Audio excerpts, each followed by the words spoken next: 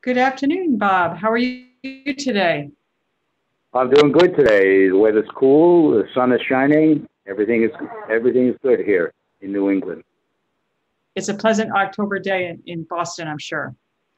Yes. Well, first of all, I want to start out by, welcoming our viewers and listeners to the Healthy Peaceful podcast.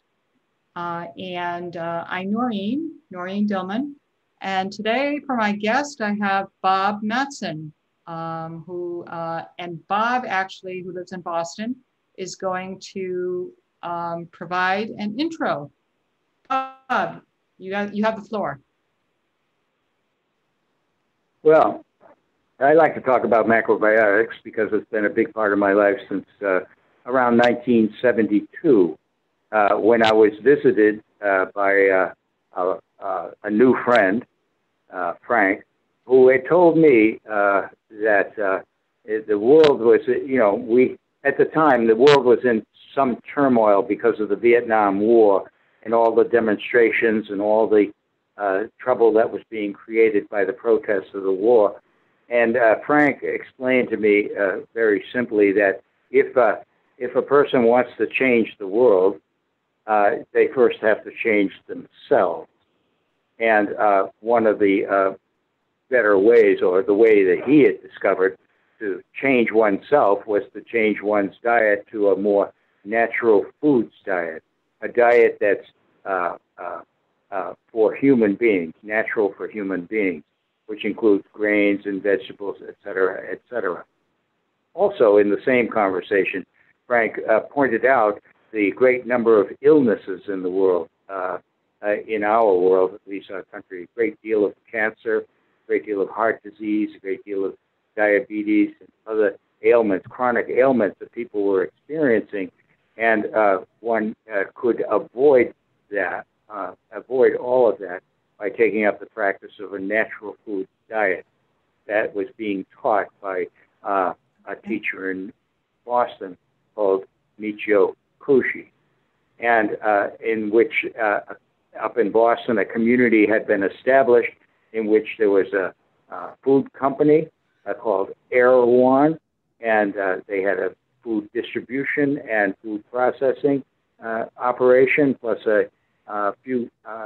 three natural food stores in the Boston area, natural foods, as opposed to health foods. Whereas in a health food store, they might sell a lot of pills and vitamins and various supplements of various kinds. But in a natural food store like Erewhon, it was strictly natural and, natural foods, very simple natural foods. So actually, what you're in is... I beg your pardon? I didn't understand what you said. You have been involved with natural foods and probiotics for almost 50 years.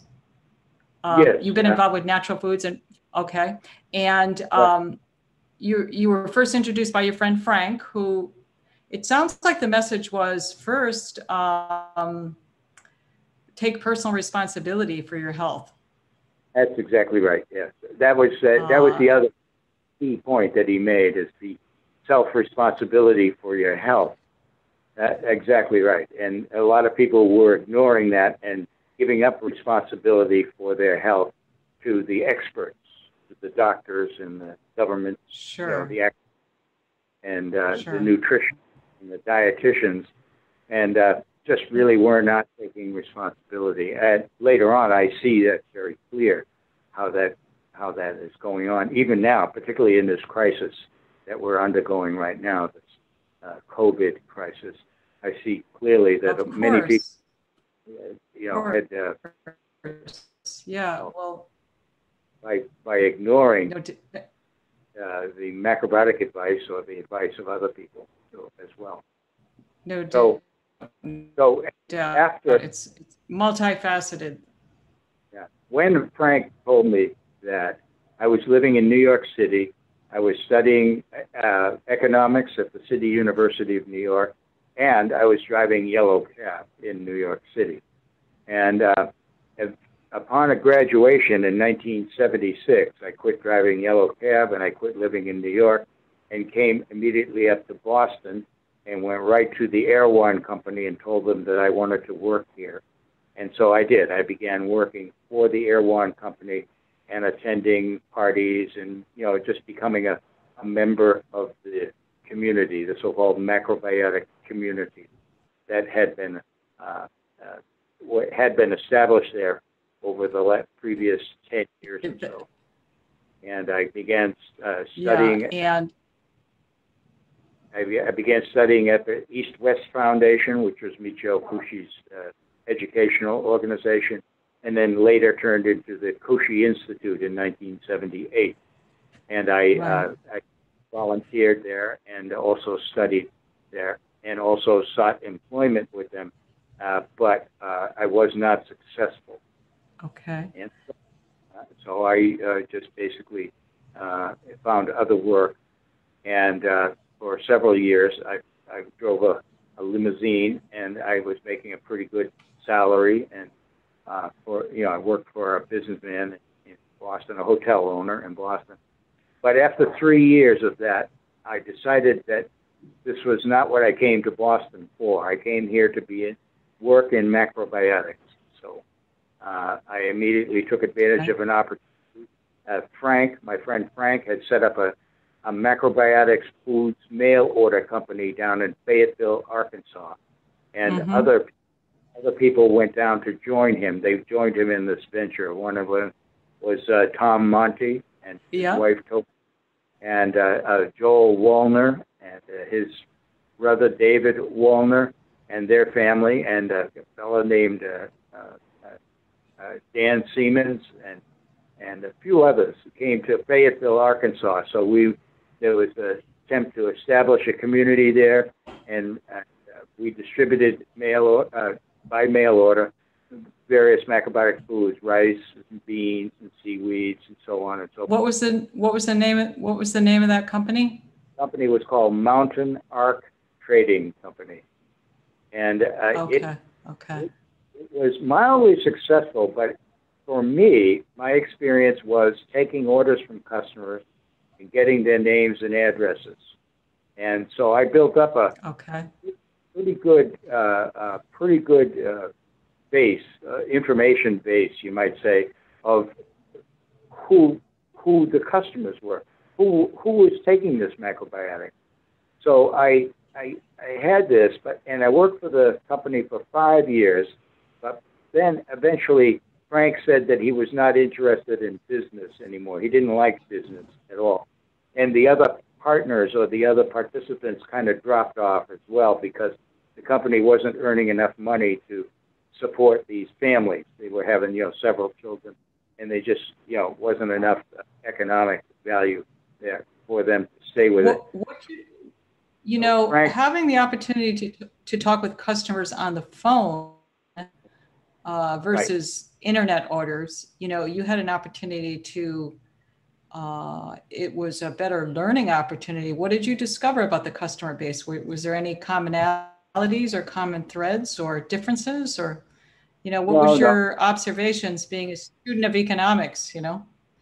Yeah, to me it was just being helpful. It was a way of spreading macrobiotics for me, and I didn't really converse too much with the customers. These were the days where they had to tell you their credit card over the thing, and then you had to call in the credit card number to the company, and to get approval.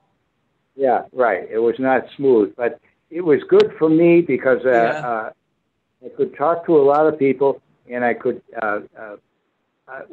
anyway, Frank decided that he didn't like the business so much, so I went to the Bank of Fayetteville in Arkansas.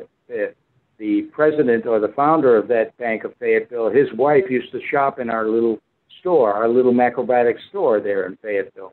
So I went to them to see if I could buy the company. And I had it valued at about $70,000, and went back to Frank and made an offer, but he wanted $150,000. So I just took a leave of absence. I took a leave. I was going to leave for a year. I rented my little house out to someone, and I headed to California to take advantage of an offer by Carl Ferret at the Vega Institute in Oroville, which is Herman Aihara and Cornellia Aihara. So I headed out to California. Yes, and, right. And you said this was back in 1988, 1989? 88, 89, that's right. I had been in macrobiotics. I had been in macrobiotics about 12 or 13 years by that time. And so when I went... Okay. So when I went to Vega, and this one was of the my... Vega, yeah, Vega. And I could tell you, it doesn't, not related to vegetables like Vega. And I could tell you how that title comes from some other time, but right now, I don't think. But at that time, I had the opportunity to live and work with Herman Aihara and Cornellia Aihara. And I was actually assigned a teaching position too, in which I was to teach the history of macrobiotics. They told me, here, this fellow that used to teach macrobiotics there, he left. He went off to something else, and they needed a teacher. So I was assigned to teach the history of macrobiotics. So I did that. I lectured. Well, you know what they say. You know what they say about teaching. You learn. If you really want to learn a subject, agree to teach it. Got to teach it. So that's what I did. Did you find that was the case? Yes, and that was one of my assignments. Other assignments were to the Natural Resources Guide that they had in the back of the Macrobiotics Today magazine, which is published by Herman Aihara. And I was to kind of keep that upgraded, to keep a list of macrobiotic resources around the world and around the country. And that's, by the way, that's still part of the Macrobiotics Today magazine. If you were to find it online, you'd see that the natural resources thing, it looks almost exactly like it did 30 years ago. It's funny how so many names are the same. But anyway, during that period, I also would go to the morning tea talks where Herman and Cornellia Aihara. I want to actually turn to that. Tell us a little bit about. So they would meet with the students. Every morning. There would be, before business got underway, the classes or anything, there would be morning tea at a low table with all the students who were there for the 2-week program and all the staff who weren't doing some other work at the time, and Herman and Cornellia, and any guests, by the way, from town. Sometimes town guests would come in and participate. And so it would be a question and answer session with Herman and Cornellia, mostly with Herman. And what I did is I brought a tape recorder and put it in the center of the table, and I would record each of these sessions, questions and answers, and then immediately go to my desk and transcribe it, and into my computer at the time, or a word processor I think I had at the time, and I would transcribe it while it was fresh in my mind, and then these collected. I collected quite a few of these things, and then I edited it down and over the years, and then I didn't do anything with it while I was at. And that's. I thought it would be a valuable document for some, as part of the history of macrobiotics. And Herman and Cornellia had also published some books, but I didn't publish this at all. It was years later I was able to print, put it in some form and print it, and just made about 12 copies, distributed them around. And the editor or the manager of the Vega Center was a little upset with me for having done that, because he felt that he owned it because I did it on their time. And I think he's right. So I didn't do anything about distributing it, but he did use it for quotes in his magazine, in various articles. Okay. He quoted my writing. And so, I think you've shared it with me, your notes, your transcription, and I've had an opportunity to look at it. And there's lots of pearls of wisdom in there. So I really appreciate you taking the time and making the effort of really preserving that snapshot in time and that wisdom that was being conveyed around the breakfast table in an informal kind of way, you know. Yes. Sometimes that's more valuable than formal classroom study and education. I think so. I find that, you know, in macrobiotics, we learn about yin and yang, right? And I found that Herman Aihara and Michio were the yin and yang of macrobiotics. Michio was very much, he was very much in a business suit, very formal, you know, formal lectures. And also he was in some ways, he was the smartest man in the room, so to speak, you know, and that was his position. He knew. Sure. Herman was totally different. He wore a plaid shirt with a bunch of pens in his pocket, and he was very relaxed. Michio's consultations, people would go to Michio Kushi's consultations, and they'd come out with pages of instructions, and they needed actually a second person to go over them, and they would leave quite nervous. I don't know if I can do this, you know, there's all this stuff, you know. Whereas maybe it was a bit intimidating. Huh? Yeah, it was intimidating. Maybe it was a bit intimidating. Okay. Yes. Whereas Herman's approach was, and he stated that, he might have stated it in the document that I sent you, when he would entertain people in consultation, they didn't come out with any instructions at all. Herman would listen to them and get them totally relaxed. A couple of times he might even nod off while the people were telling their story.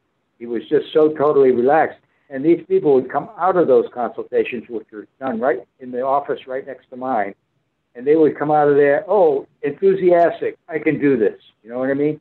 So it was a different approach. Yeah, it wasn't quite so overwhelming. Right. It's what I call a more yin approach, more relaxed, whereas Michio's was a more hard, more yang approach. So I thought that was interesting, that contrast. And because if you only visit one teacher, you might get the idea that that's what macrobiotics is. You understand? So I was able to have this contrast.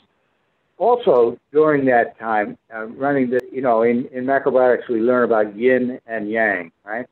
And I found that Herman Aihara and Michio were the yin and yang of macrobiotics. Michio was very much, he was very much in a business suit, very formal, you know, formal lectures.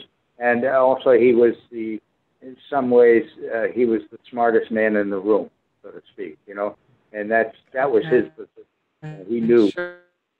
Herman was totally different. He wore a plaid shirt with a bunch of pens in his pocket, and he was very relaxed. Michio's consultations, people would go to Michio Kushi's consultations, and they'd come out with pages of instructions, and they needed actually a second person to go over them, and they would leave quite nervous. I don't know if I can do this, you know, there's all this stuff, you know. Whereas maybe it was a bit intimidating. Huh? Yeah, it was intimidating. Maybe it was a bit intimidating. Okay. Yes. Whereas Herman's approach was, and he stated that, he might have stated it in the document that I sent you, when he would entertain people in consultation, they didn't come out with any instructions at all. Herman would listen to them and get them totally relaxed. A couple of times he might even nod off while the people were telling their story. He was just so totally relaxed. And these people would come out of those consultations, which were done right in the office right next to mine, and they would come out of there, oh, enthusiastic, I can do this. You know what I mean? So it was a different approach. Yeah, it wasn't quite so overwhelming.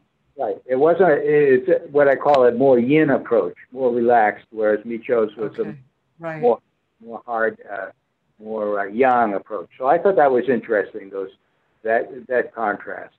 And because if you only visit one teacher, you might get the idea that that's what macrobiotics is. You understand? So I was able to have this contrast. Also, during that time, running the natural resource. Well, that's an awesome. I'm sorry, you were cut out. I don't hear you. I don't hear anything. Oh, I said that's all right. Well, what I was going to say was that was an awesome experience for you. Right. But also, in addition to that, can you hear me now, Bob? Yes, I do. And in addition to that assignment, I also, in talking with Brent, many conversations with Brent, I discovered that there was no really guide, comprehensive guide for the macrobiotics throughout the world. So after I left Vega, after about a year or so, and went down to Oakland to work at the Oakland Macrobiotic Center for off and on for 10 years. During that time, I instituted and published and distributed what's called the International Macrobiotic Directory. And this was a listing of macrobiotic people and organizations and food, resources throughout the world, in every country, in, I don't know, I think 52 countries of the world. And I published that and distributed it for about 20 years. Yeah, and my last edition went out in 2012. So just for a little over 20 years, and people came to know me and my name in the macrobiotic community everywhere through this directory. And then I got to know them too. Absolutely. Absolutely. So, you were able to touch people across the globe. Yes. Yeah. And the idea was that if you're traveling, say you're going to Spain or you're going to Oklahoma or wherever, you have this booklet, you can just get in touch, with somebody. For instance, Brent one time went to Kansas City, I think he said, and he called somebody in there, and before you know it, he was before he even got a place to stay, he had a macrobiotic dinner, and then he got a place to stay through that contact. So it was a fruitful thing. I've got a lot of praise and a lot of compliments over it. However, around the 2000s, the internet came on board, and sure. I felt that this information that I was gathering and publishing was just me, just a one-person operation. I always thought I should have a staff of people contacting these people all over the world, but I didn't have that. It was just me. But then the internet came up, and it comes up with much more up-to-date information. And I felt that my information was lagging behind, maybe not. Well, it's more real time. You don't have to wait a year to update, or it's being updated instantaneously. While you were at the Vega Center, were you going to say something? No, go. Oh, I'll hear. Sure. When you were at the Vega Center, you have this transcription that you titled Morning Tea, and this was with both Herman and Cornellia Aihara. And, there were some questions that the students asked that were, maybe I can that were intriguing to me, that maybe I can just put out there and get your input, or what your thoughts are regarding that. Right. One of the questions that was asked was, can you talk a little bit about healing power and how we activate healing power? Do you have any personal thoughts or professional thoughts regarding that question about how to activate our innate power to heal? Yeah, I was never into the healing part of macrobiotics, the medical or the that never interested me, because I do suffer from one illness. It's called arrogance, and I would disagree with that. Well, the thing is that I never had when I came to macrobiotics, I never had any health problems, and I never had any interest in health or healing or medicine. And although macrobiotics was called a complementary, associated with one of those complementary or alternative methods of healing. Sure. But it never interested me. I attended many lectures on this stuff, in which that wasn't your focus. No, that really wasn't. Once again, people. So I know that people had success with macrobiotics. A lot of people, if they did it, they had a success. And the idea was that you do have a natural ability, a natural immune system and all of that, natural health, but that a lot of people in this country have been obstructing that natural health with their overeating and their overeating of processed foods, animal foods, dairy products, overeating of sugar. And so they have obstructed their natural health ability, their natural abilities to maintain their own health. However, once they stop those things and take a natural foods diet, then I noticed that they have a great deal of success in solving the various problems. And they also have success not only that, they have a success in understanding how they created those problems for themselves. And that's an important part. That's probably, you really, that's really significant, because it's, merely eliminating symptoms, but really getting to, how have I contributed, taking the personal responsibility and being able to self-reflect is right. Obviously a big part of healing. But that's interesting. So when you were at Vega, you said you were there for about a year. And during those morning tea sessions, were there particular discussions that really piqued your interest that you recall, or, really spoke to you? Tell me about those. Well, there's a few things. The one that stands out, Brent and I sometimes talk about things and refresh our memories on what went down. Brent seems to have a better memory than I. And you're referring to my friend Brent. You're referring to Brent McPhail. Yeah, who was also Brent McPhail. There at the time, yes. Okay. And all right. What stands out for me right now is one morning tea session. It usually began with everybody sort of looking at the portrait of George Osawa and saying good morning to George Osawa. So it's a way of bringing George Osawa present in the conversation. These so invoking his presence. Yes, Herman and Cornellia were bigger fans of George Osawa than Michio Kushi. Michio Kushi was a fan of Michio Kushi, and incidentally, Osawa was in the background. But with Herman and Cornellia, Osawa was in the foreground. He was there. He was present, and so they made that gesture to bring him in the discussion. And I remember one day, after we say good morning to George Osawa, then Cornellia would ask the various students, "How are you doing? How are you doing? How are you this morning?" And the students would tell a little bit about how they felt or whatever, whatever was on their mind.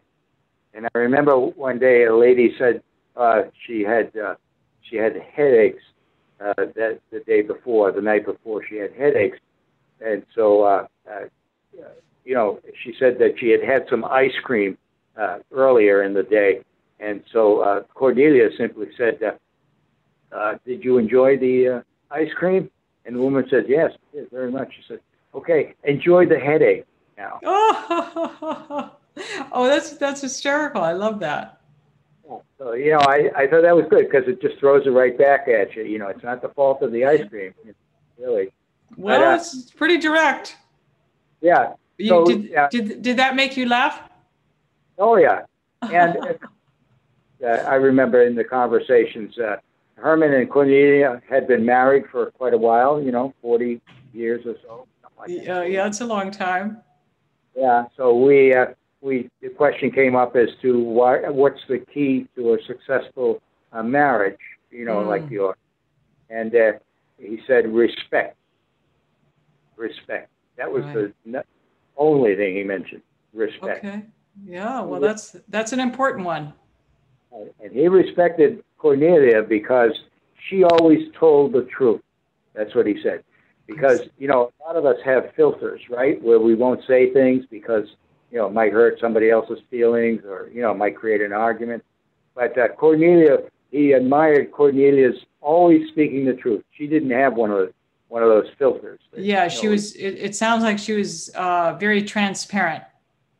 Very, very direct, very direct. And her cooking classes, she was very direct. She had the best cooking classes. She didn't stand in front of a class. Everybody was at their station, and she would just come around and assist everybody at their station. Okay. And we learned how to make miso there. We learned how to make mochi. Learned a lot of home food processing, pickles, and things like that. Yeah. She was very, very basic. Yeah, very, very fundamental. And Herman, he was so relaxed that one of the other differences between he and Micho was that Micho would encourage his students or his counselors that he was training at the Kushi Institute. He would encourage them to go out and get consultations. Go ahead and get more consultations. Get more people. And Herman had a totally different attitude. He said, "I'm going fishing, and if you have anybody needs me, you can maybe I'll come down from fishing and do a consultation." So he was not really aggressively seeking consulting business. A consulting business. It was just that if you heard about Herman and you wanted a consultation, okay, that'll be fine. Okay. I could tell from your transcriptions, your morning tea transcriptions, that he did really enjoy fishing. Yes, that was his thing, and his book, his book that he published was called "Learning from Salmon." So I haven't read it, but I saw it referenced in your notes. Yeah. "Learning from Salmon" was his book. So that was the idea. It was, I guess, just hanging out in nature and learning from the natural world, more or less. And I think that's what fishing just put him out there in the in the natural world. I think that's the attraction of a lot of fishermen. It's almost like a meditation. It's a way of getting away from everything else. And I see that being totally present. Yeah, to be right there. Yeah, and learning from learning from all of nature. Salmon was just a representative of that. Years later, I went back to visit for a Thanksgiving dinner or something at the Vega Center some years later, and Herman had an accident. He was fishing, and he wore those big galoshes, those big rubber pants. Yeah, sure. And he fished in the Feather River, which runs through Oroville. But the Feather River is fed by the Oroville Dam up the ways, 5 or 6 miles upriver. And they let up the water at one time, so a big wave came down and swept him away. And he was rescued by a neighbor. A neighbor came and grabbed him out of there. He was saved. I don't know if he went to the hospital or anything, but he was saved. And so I remember him saying, I remember mentioning to him about his having almost died, while fishing. And he said, no, I didn't almost die. I died. So I think he had a moment there where he went to visit his maker and came back again. Oh, like an after-death experience. Yeah, something like that. Yeah. So he was, once again, these Japanese are kind of simple with their expressions. Well, what do they say? Few words, big meaning. Yes, that's right. So they were a very charming couple, and I wish I could come up with more of the wisdom than I've already come up with. And probably if Brent was here, he might be able to recall a few more interesting things. But also, I remember it would be in the text that you read. That was my full year of being there. And I drove Herman and Cornelia around, to the airport or down to Sacramento on shopping trips and stuff like that. The same, and then years later, I did the same thing with Micho. I was his driver, lived in, and was his driver for a few years after being at the Kushi Institute for a couple of years. Oh, I didn't realize you were his personal driver. Well, I did. I was while I was living in California, I would come back every year for the summer conference, and sometimes I had to borrow money to get back, but I'd come by every year. And some years I'd work as an assistant to the director of the conference, so I'd come early, months earlier, and live at the Cushing Institute and help and conduct the conference here and there out in Westfield or Green Mountain College or University of Massachusetts. Sometimes I'd work just as the driver, the taxi for the conference. And so I got to meet a lot. Well, those were the days when the summer conferences were quite, there were quite a few people attending. Yeah, we'd sit about, up at Green Mountain, we sat as many as 800 people for a meal. Wow. Dinner. And I also worked, I worked the serving line. I had various jobs at the conference. So back in 2002, I hadn't been back for a couple of years, but I met up with Larry Cushing, Micho's son, and he told me some ideas he had for the summer conference. So I called the summer conference to see if they needed any help, and sure enough, I went. And this time I went in, I think in February or whatever, and stayed through the spring and organizing the conference and collecting all the money before the conference began. That was a big deal. Yeah, that's it's a big event to organize, no doubt. So after that conference, I had been promised a sort of permanent or more permanent position at the Cushing Institute each time I went, but I never got it.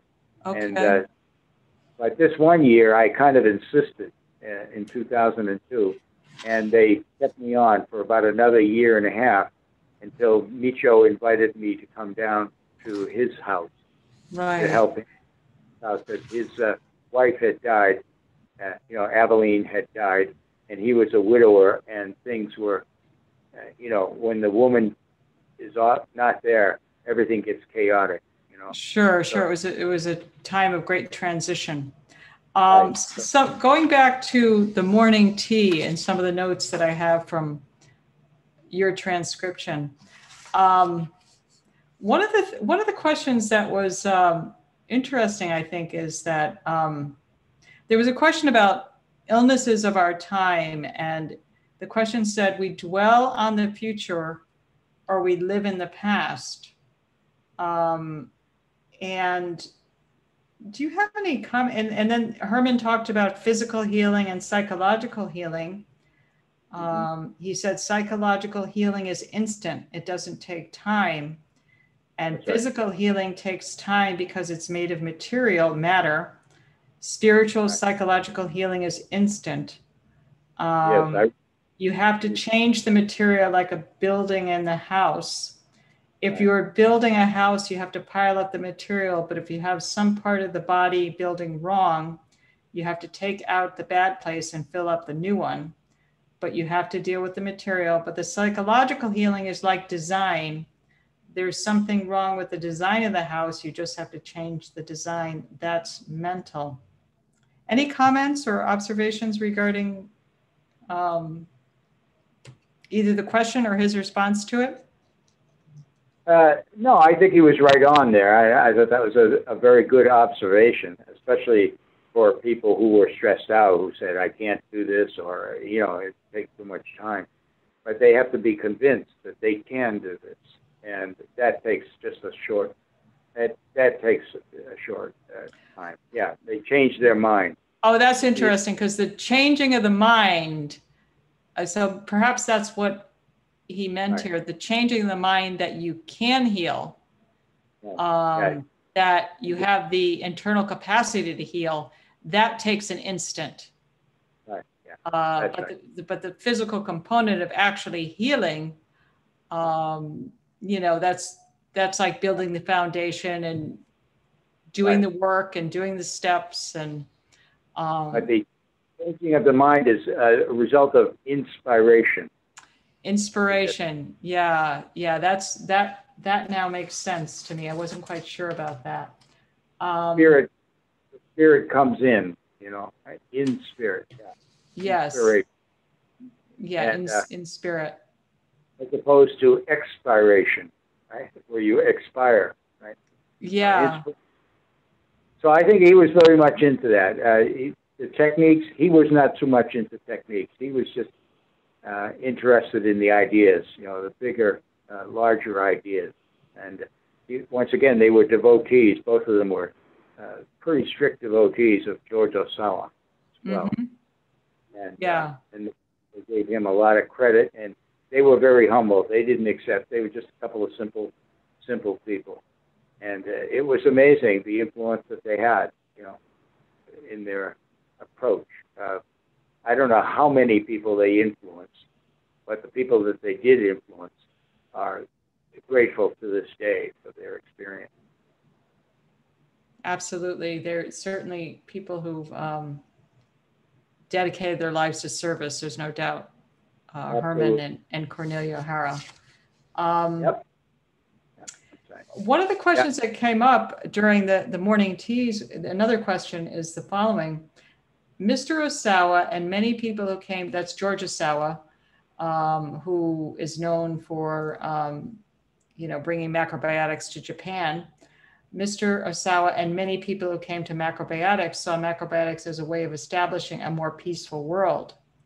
This does not seem to be a large part of your emphasis when you speak.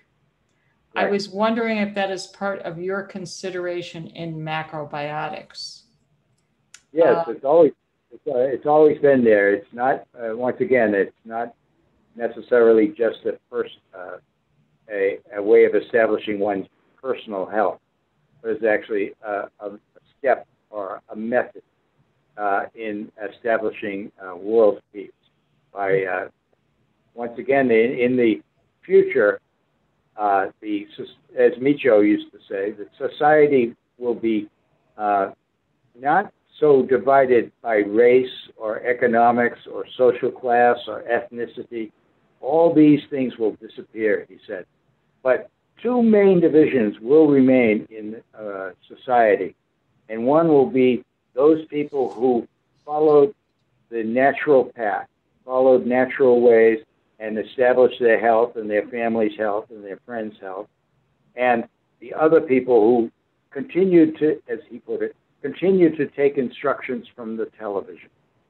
And that, you know what I mean? You rely on, you're just gonna, you know, you're gonna take the status quo as gospel. So from that, I understood that the people who do not go the natural way will kind of almost die out, literally, but they will disappear. And the people who follow the natural ways will elevate themselves or will be elevated to positions of leadership because they are so remarkable. Their health is good, their mental health is good, and they will just graduate up. It just takes over time, you know, generation, but that they will graduate up into the leadership of the world. And the ones who don't follow this way will just become helpless victims, if you might say, of disease or war or whatever. And, you know, disease and war seem to have a similar trajectory. Yes, and similar origins as well. Yeah. So the idea of a healthy population, or at least a significant amount of the population, once again, this was not a movement to get everybody on board eating natural foods, but only getting those people who want to come to it. So a small percentage of the population would manifest excellent health and be elevated to positions of leadership in many different fields, not only political leadership, but business leadership, science leadership, academic leadership, that kind of. But a long way from there. It's just a dream, just a goal right now. Sure. But I think this generation of macrobiotic people have done a great job, especially those young people who came and got married and learned macrobiotics and took up the practice of macrobiotics and natural foods before they had their children. Then they had their children. So they improved their own biological quality first and then passed on a better quality, biological quality to their children. And I know maybe 300 children of macrobiotic people, or I know of them, but I know many of them personally. They're fine. They're just fine people. Yeah, that's really awesome. That's really awesome that they took that seriously. And another question, Bob, that I saw in the morning tea notes was, what about eating natural foods and spiritual development? Do you have any, comments or anything to say regarding that? Yeah. No, it's a very, I've always thought that I can never get into that. I can never get into the word spirit or spiritual development. So that's not your ballywick. Yeah, that's not it. And I hate to bring it up because when you mention the word spiritual to some people who are not familiar, it becomes a kind of a religious idea. It can be a wedge. Okay. Sure. Yeah, that's understandable.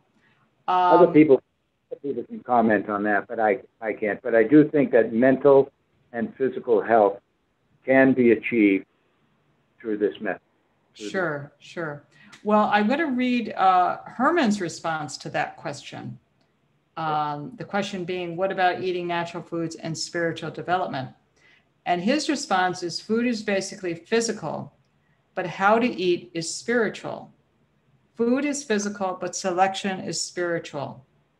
In order to select good food, you have to love your body. You cannot quit sugar or alcohol unless you love your body. Or smoking. People cannot stop smoking because not love enough. I think what he's saying there is that there really has to be that opportunity. Maybe it's that like psychological moment where you self-reflect and realize that some of your patterns may be self-destructive. So it's going back to personal responsibility, I think. Right. And also in that regard, you mentioned the smoking. Herman used to smoke. I read that. Yeah. And he asked, I think I asked him about why he quit smoking. And, did he have a health problem associated with it? Now, he might have been evading that issue, but he simply said that for our spiritual development or our development, we have to give up things sometimes we have to give up things that we really cherish. You know what? That really struck me. I love that response. Yes. And in our lives, we find that we lose things and we have to give up things. But if we can give them up in the right spirit, that'll be part of our development. And I even have an expression in that regard. I have this written right here. Yeah, what is it? Let's see what I got here. Hold on a second here. I got notes. Sure. Yeah. Notes in front of me, but I noticed this one here. This is a quote from Lao Tzu. By the way, Herman never referred to these ancients very much. But here's from Lao Tzu, says, quote, the way is the Tao Te Ching? Yeah, the Tao Te Ching, yeah. Mm-hmm. The way is gained by daily loss upon loss, until at last comes rest. And by letting go, it all gets done. The world is won by those who let it go.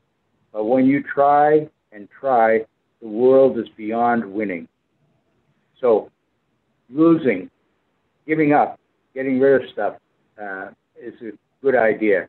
And, people who can give up sugar, that's a spiritual enterprise right there. It falls in the same category as Herman with the smoking, That's right. You give up part of your development, and I do notice that. I see a lot of obese people, and my first thought when I see them is they can't let go. It's the holding on. It's the holding on. They can't let go. That's right. The hold.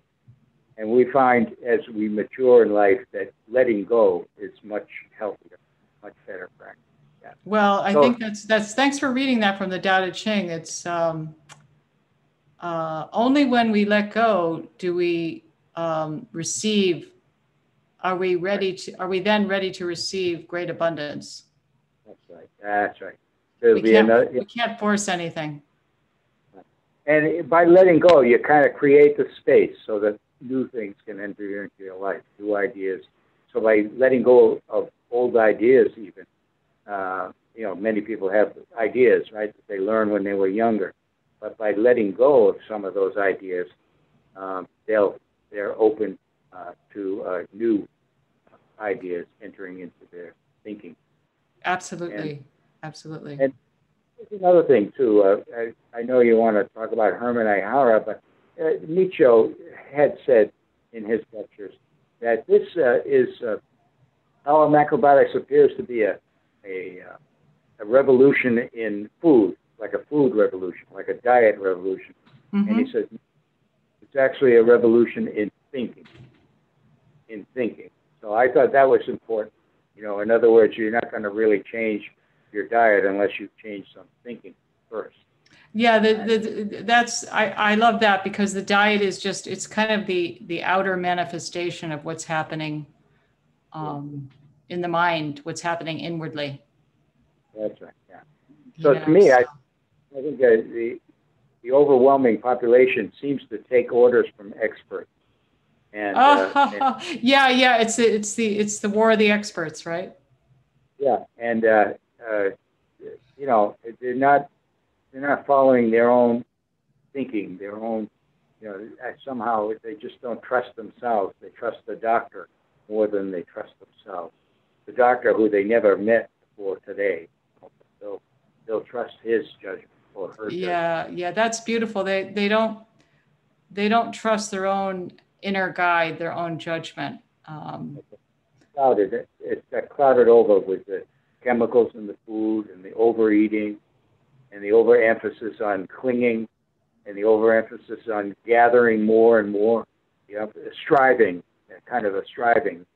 And our life is like that. Other teachers have talked about that, how you know, when you're a little kid, you haven't gone to school yet, but now you look forward to going to the first grade. And then after a while, you're looking towards going into high school and then graduating from high school and then going into college. It's all this future, you know, going to college and then getting a good job and then getting a better job, and all of this striving rather than really living the life that you were given. Yeah. So, right. Well, it's the you know, it's the ego and having a place that is perhaps not really helpful. You know, it's letting the ego control our thoughts, our thinking, and that's where letting go is the antidote to that. So the example that Herman and Cornellia provide is the non-striving thing. It's from my point of view. They weren't really do anything. You know, they were just living their life the way they, you know, and it just happened to help other people. You know what I mean? They really weren't dedicated to saving the world at all. They were just being who they were, and if you wanted it, fine. If you didn't want it, fine. That was their thing. It sounds like it's kind of the power of attraction. It sounds like what they did was they did it in a very humble way, and they embraced people who wanted to be a part of it, but they weren't, you know, they weren't pushing or striving. Okay. Now, I don't know in the text that you read, but Herman and Cornelia used to live in New York as well. They lived with the Kushis. Oh, yes. Yeah. Yes, I did read that. Yeah, that was there. They took the caravan and went out to California because George Osawa had predicted, I think he had been drinking a little too much whiskey at the time, but George Osawa did mention that nuclear war was almost inevitable back in the, 50s or 60s, and that the place for radiation, to be free from radiation, was the Central Valley in California. Okay. Because of the mountains. And once again, he might have been drinking too much. But a number of people, including Herman and Cornelia, headed west in a caravan, and they went out west, and they one of the things they did is they established the Chico Sand Company, which introduced rice cakes to America. It was a Japanese product, so he was instrumental in that. And the Chico Sand Company also produced the brown rice syrup, or what they call yini syrup, and other food as well. And eventually it was food product. Yeah, and that company was bought by Heinz. So all the rice all the rice cakes you see in all the supermarkets and stores all came from Herman and Cornelia's and a number of other friends' efforts. I didn't realize that. Wow. And they also convinced the Lundberg brothers, the Lundberg family farms, which was near Chico. It's in Richvale, California. It's in the same as Chico or Oroville. And Lundberg, the rice growers, mostly rice, but other grains as well. They convinced them to grow brown rice instead. Meanwhile, the other farmers all said, "Oh, you guys are crazy. Nobody's going to buy brown rice." Well, nowadays the Lundberg label is everywhere, and not only brown rice, but many other products as well. So those other farmers, we don't even know their names. But the Lundberg people were on the right thing. Brown rice is really taking off. Right. It's certainly a household name, and that's the case in more than natural foods household. Mostly everybody has heard of Lundberg and knows, their ethical principles and their commitment to organics and quality grains. But they were inspired by macrobiotic people like Herman and Cornellia. Yeah. That's beautiful. When Chico San was sold to the Heinz for some millions of dollars, Herman and Cornellia had a pretty good share, and that's how they were able to the Vega Institute. I see. They were able to finance their activities through that profit-making enterprise. Right. Through the sale of that. Through the sale of it, yeah. Because while they worked for it, they didn't make any money at all. It was mainly just a community effort, and the company was successful. So it was bought by a big company. Then there was a pay after that. Okay, that's great. That's wonderful. Well, it sounds like they channeled it into worthwhile and productive activities in service to others. Right, and they, ultimately they've made a difference. And I may not appear in the history books, but if I have anything about writing history, I'm going to be sure that they are right there along with the George Washington and all the patriots. Well, given all your writings and your transcriptions, you may have something to say about it. I wanted to turn now to before we started recording, you and I were talking about something something that you wanted to talk about in terms of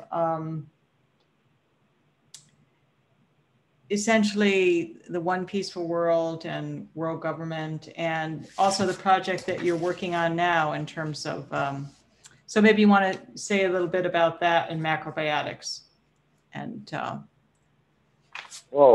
yeah. Well, once again, if we need a healthy population to run the world. As long as we have all these, all the leadership, you see, just look at our own American leadership. You look at these guys are not, they're not the pictures of health, right? They've been eating rich people's food. They've been eating rich foods. They're not going to eat simple foods, right?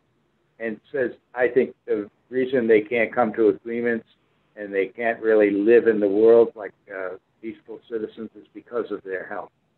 And so the project that I'm involved in is trying to establish or helping to establish the health of the world's leadership. And that's my book is the one I'm working on now is the vocabulary for the new Constitution. And that's supposed to provoke the question, what new Constitution? And, what new Constitution? Tell me about it. Well, that's it. I'm just putting in, I'm providing the skeleton part, the vocabulary. Sure. Right. But the new Constitution will have to be written by other people. Of course, yeah. It would be a more global Constitution, a world Constitution, something that people could adhere to. We have a Constitution in the U.S. that the politicians are always referring back to the new, some of them are originalists and some people want to interpret it for now, but to me that Constitution is inadequate. It's a nice document and it was suitable for the times, but it didn't include a lot. It just didn't, it wasn't universal enough. And so I think the new Constitution has to be much more universal. And it's not just one nation or one tribe. It's the entire population of the earth will subscribe to this new Constitution. And once again, that will be written by fairly enlightened people. And it's probably being written right now with all these various trade agreements and political agreements that we're going through with other countries and that, with the, once again, the World Bank, the World International Monetary Fund, and the World Trade Organization, and many other organizations that I never heard of. Like science is a kind of universal. If you're a Russian or a Chinese or an American, you're using the same language. Sure, we're already in a global culture. I know that you also chatted with me about, how Michio came to macrobiotics, and it wasn't because he was interested in health, that he was actually attracted to, because of the times that he was living in Japan, World War II and post-World War II, attracted to the message in terms of George Osawa of one peaceful world and creating global peace. Right. Could you speak to that a little bit about what you were telling me about that? No, I'm just convinced of that's very true observation, that the health of the leadership is vital. Right now, we have our leader, our president, has health problems.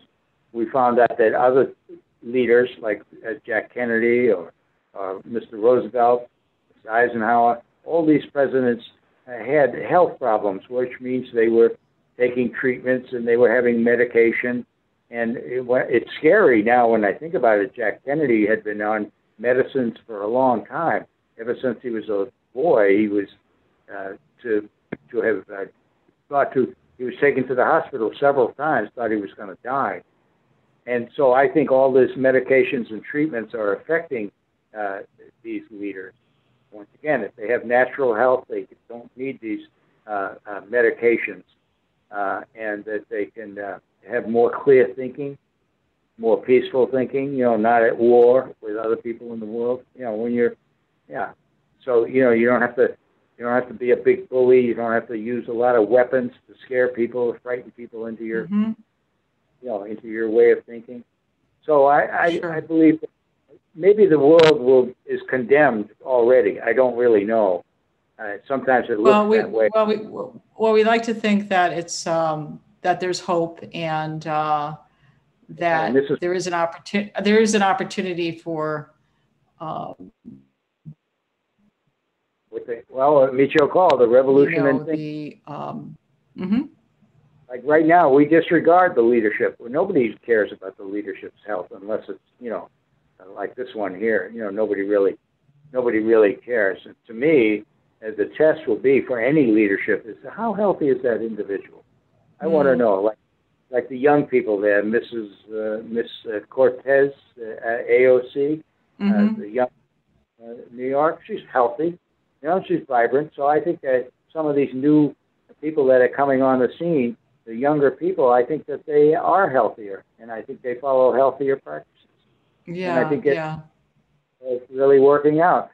And they're outshining these old white men who have been eating, high rich people's food, eating really high. They get entertained all the time by lobbyists and that, and they're just eating all those beautiful filet mignons and sauces, and they just Well, it's no doubt it impacts your health. There's no doubt. So with your vocabulary, the book, the writing that you're doing now on creating the vocabulary for the one peaceful world, do you have particular, maybe a couple of words that you define that you want to share with us? Or some thoughts regarding your writing? Do you have a couple of words, a couple of that you want to share that you've defined or you've thought about and you consider to be significant? Well, I don't know if I can think of anything offhand. I guess we'd have to have a few drinks together and probably I could mine my consciousness for some awful ideas. Or anything else that you want to say about your current writing project? No, I've just enjoyed them. Most of my projects have been other people's words, more or less. Yeah. Most of my have been that. And but this particular document is my own. I take a long walk, and I think of a few other words that should be in the vocabulary or some ideas, and I jot them down. So this particular project is my own. All in my own words, which something I've evaded for a long time. That's awesome. Yeah. The other thing I did previously to this document on universal rights, my previous work was some research on microbial life. And this was a result of my conversations with Mr. Wilson, E.O. Wilson, the famous biologist, and he's a specialist, particularly with ants. But he stretches way beyond ants in terms of his prolific body of writing and work. So E.O. Wilson, I think you indicated to me you were his driver for a number of years. For a few years, and early on, he had said, probably the second time we were together, he said that if he was starting out as a biologist now, at this time, he would want to get into microbiology, because he said that was the way of the future. That was where all the new discoveries were going to be made.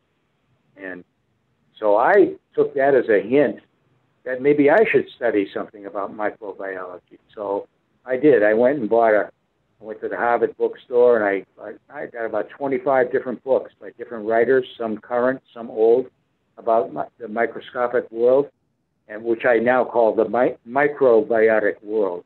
And I'll tell you why I have that term. Because and so I did a pretty extensive paper, pulling out from these books notes from many different authors and composing a paper on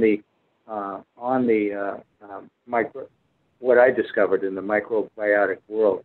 And I'm actually still adding to it, but I haven't just adding notes, but not really incorporating them into editing or revising my text.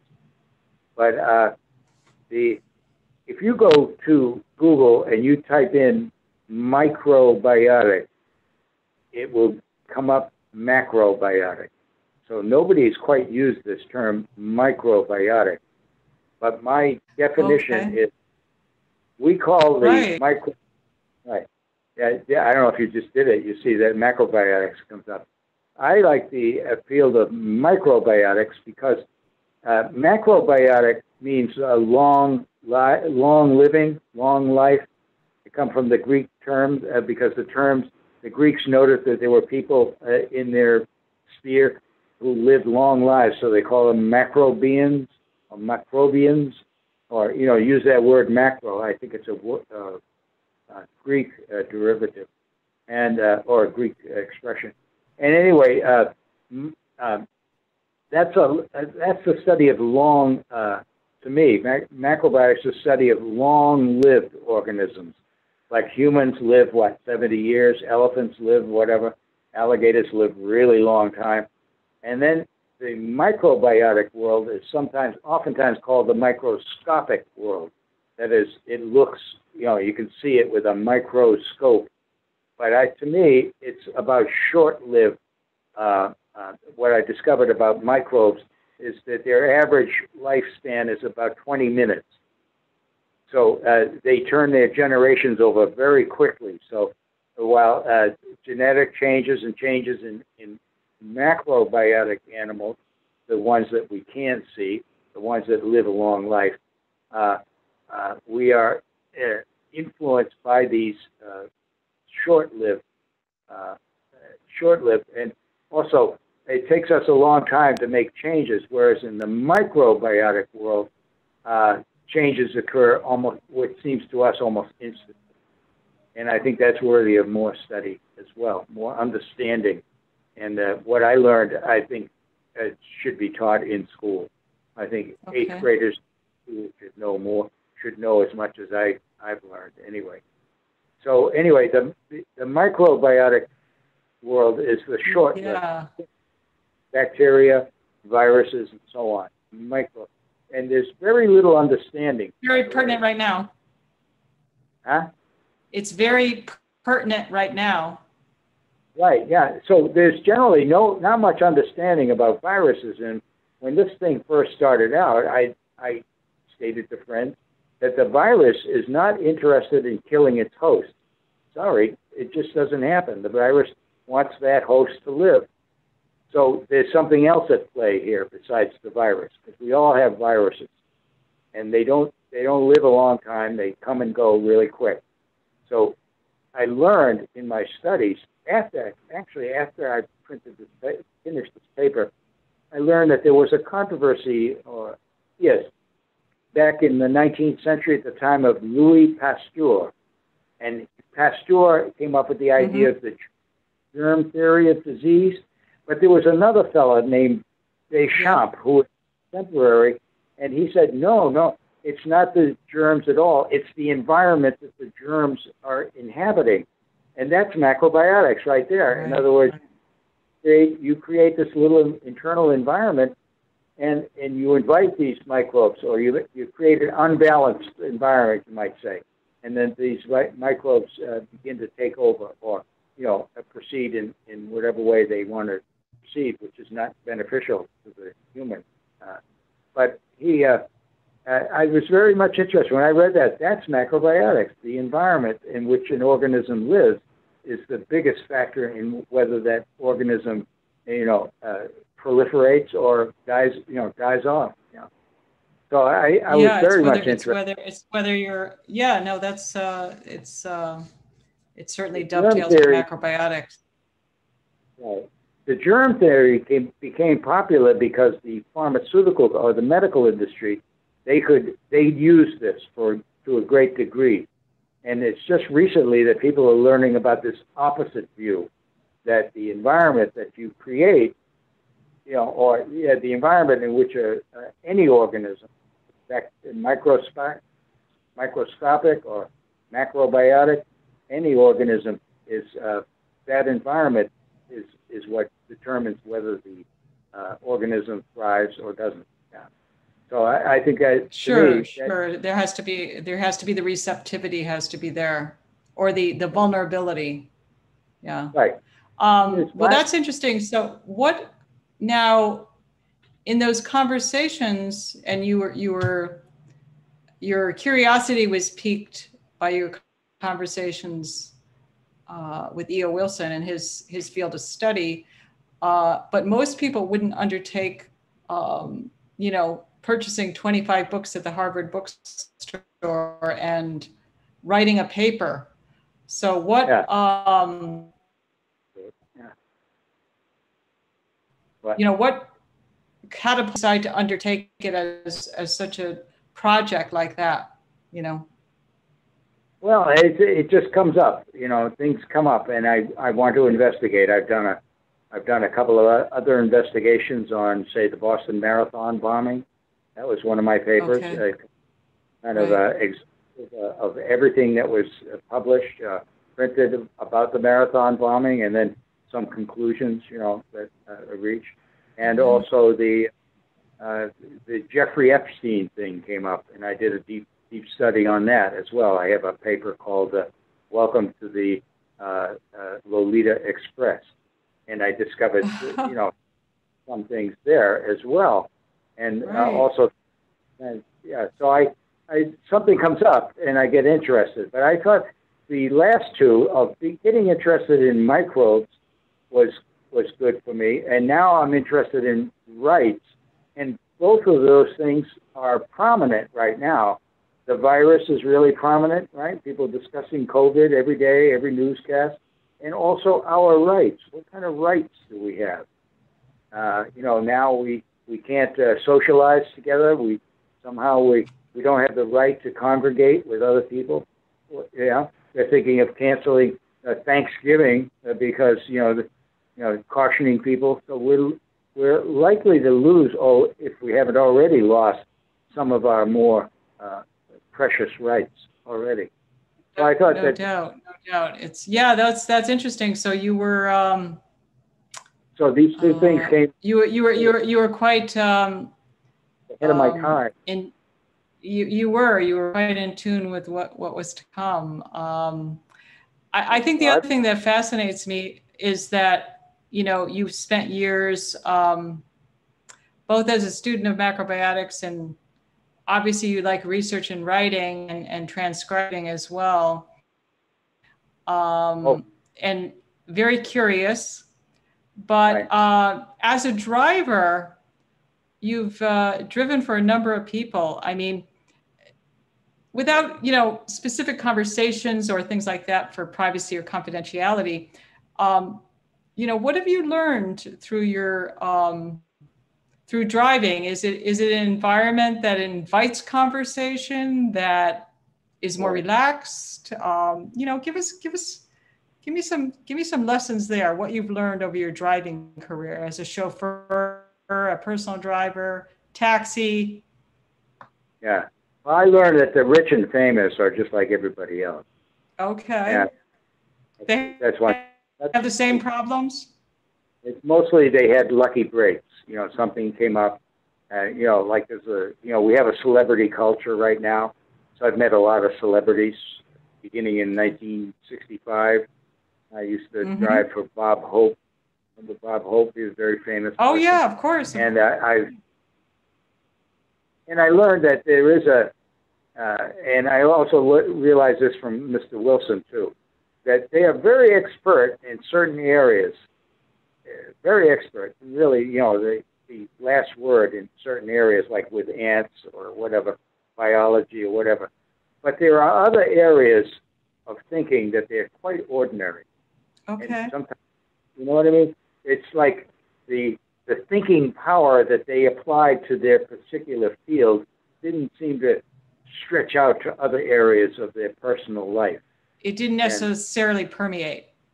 Yeah, it doesn't. I find that people find a niche that makes them, it works for them.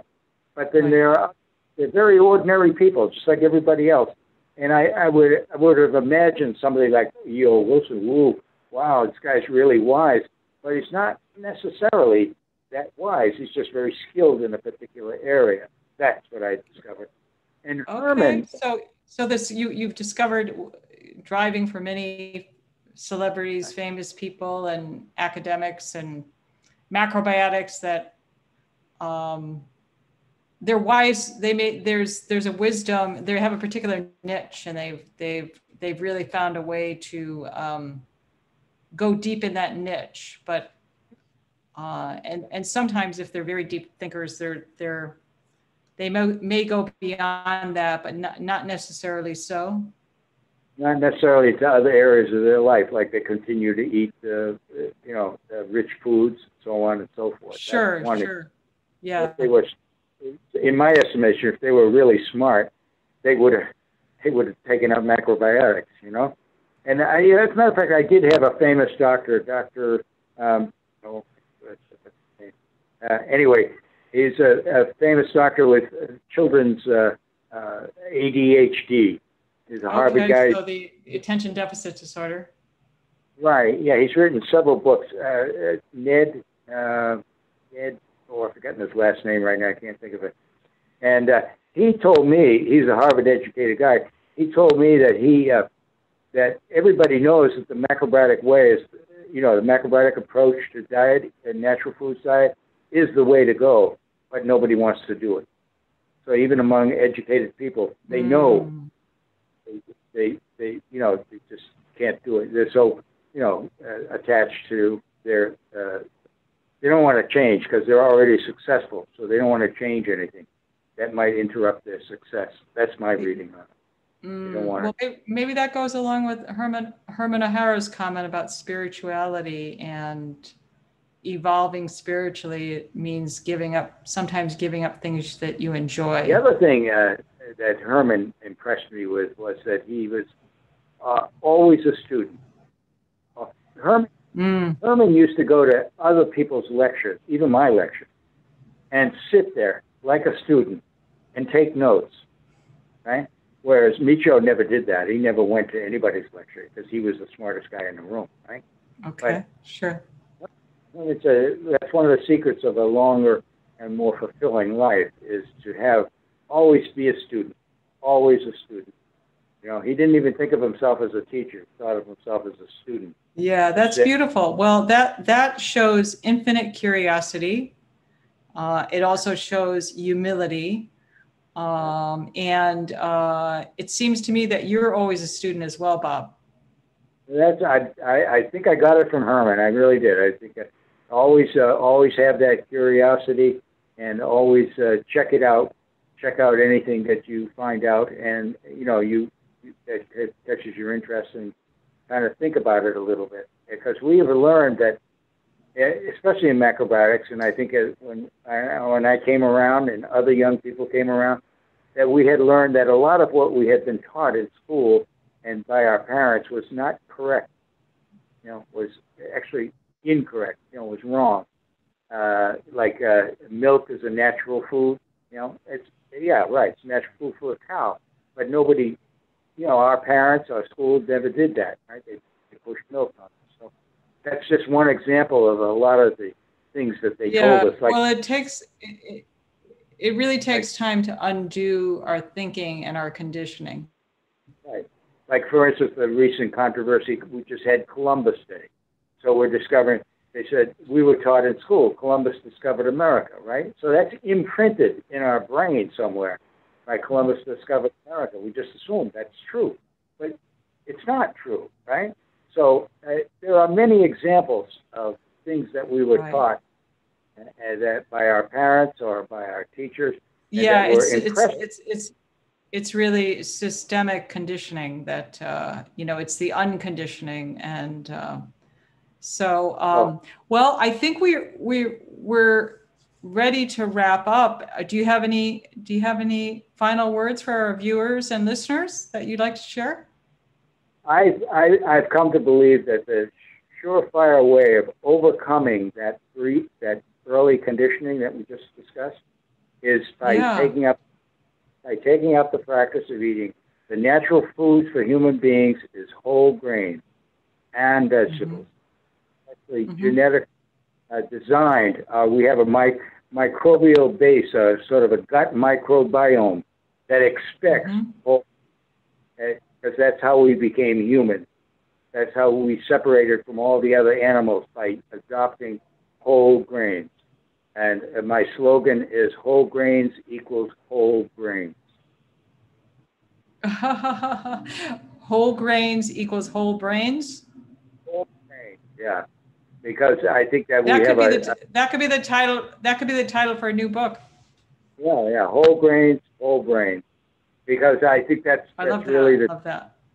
I think that's really the difference in a healthy, robust, true human being versus a kind of a slavish kind of human being that takes orders from other people and accepts being experts.